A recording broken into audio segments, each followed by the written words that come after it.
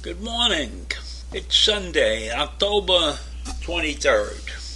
I had to look at my watch there for a second. And as usual, the Democrats and the Republicans can't get together on anything. So we have a temporary blockage of the student refund plan presented by President Biden. The loan forgiveness plan, which was supposed to go into effect tomorrow, on Monday, October 23rd, has been stalled because 6 Republican states have come out and sued to stop it. A federal appeals court late on Friday issued an administrative stay temporarily blocking Joe Biden's plan to cancel the billions of dollars in federal student loans. And it's throwing the program into limbo just a few days after people started applying for the loan forgiveness program. So it was the 8th Circuit Court. Sometimes it's the 11th Circuit Court, but this time it's the 8th Circuit Court that issued the stay while it considered the motion from these 6 Republican-led states. And the stay ordered the Biden administration not to act on the program while it considers the appeal. Now, it's unclear what that decision means for the 2.2 million borrowers who had already applied for relief. So, the Biden administration, which had promised not to clear any debt before October 23rd because it was battling legal challenges, but now the soonest that it's expected to begin erasing debt is mid-November. So it's only another couple of weeks, but who knows? Because you got these 6 Republican states that step up there and for whatever reason, they don't want to give relief. Are they protecting the loan givers? Are they protecting the people who have been screwing the students with high interest rates? Probably the answer to that question is yes. And I don't know that the Republicans in these states are necessarily interested in the protection of the loan givers, nor do they probably know how much each of those loan givers is charging the students. According to what I've seen, the student interest rate can be anything from 3% to 16%. It would be nice if it was a fixed percentage that we could really do some math on. You know, the interesting thing about this student debt is that the loans are all at different interest rates. So it depends on who you're getting the loan from. If you get the loan through the college, you probably get a reasonable interest rate. But if you get the loan from an outside party, you might be paying as much as 8 or 10% interest on the loan.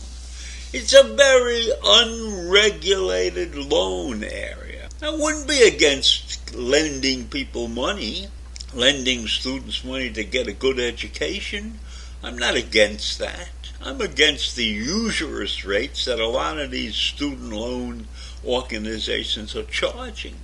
And you know, tuition at $60,000 or $70,000 a year is no bargain. It's no bargain in this country to get a good education. So on top of that, on top of the fact that the educational costs are high, you end up paying a student loan that's probably doubling the cost of education. And sit back as a parent or a grandparent and think about your poor, well-educated child who probably live a little bit above the poverty level because they have to pay these loans off. Imagine you're a college graduate, you're number 1 in your class, you're a valedictorian, and you owe $250,000 when you graduate. Does that make any sense to you?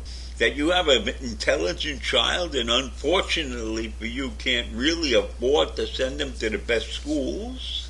So off he goes to college and you end up putting him in debt for the first 10 or 20 working years of his or her lives.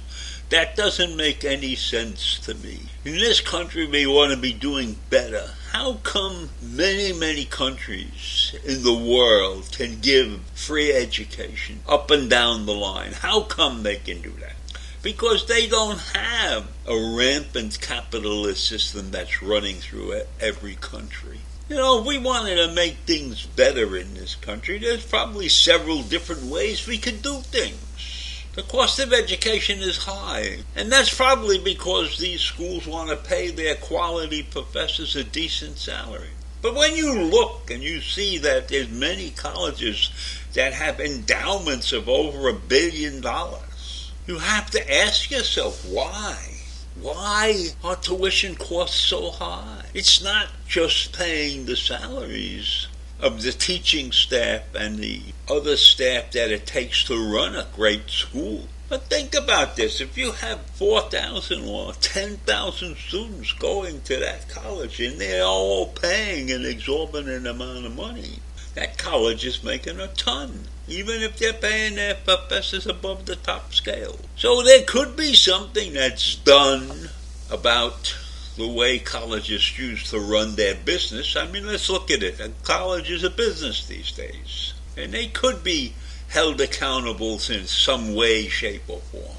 So this is a very tricky problem, and maybe what we need is more and better public schools, state-run schools, city-run schools, like City College when I went there and I paid $4 a semester, but that was a long time ago. And in fact, a couple years after I was paying $4, people were paying $9. Wasn't that outrageous? So the cost of education in this country is totally out of whack. Now, I would say it wouldn't be out of whack if everybody was making a big buck. But unfortunately, we still have a lot of people living barely at the poverty levels in this country. So there's a lot of work that has to be done with payrolls, employment, and educational costs is one of our major issues. But we have so many major issues in this country right now, it's difficult to keep track of them. But in any event, I do not understand who the Republicans are protecting by fighting the forgiveness program. Obviously, they must believe that they're protecting the lenders. And those people probably need the least amount of protection. I think they're gone-ups. So that's the situation. The forgiveness program is on hold because of the Republicans, for no good reason. So have a great day. I'll see you in the morning. Bye.